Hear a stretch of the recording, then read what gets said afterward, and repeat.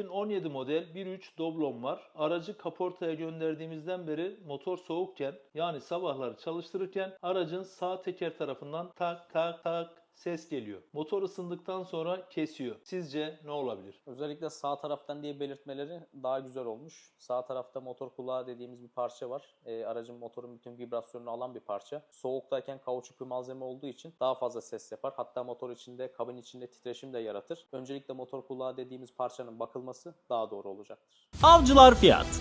Kafam rahat.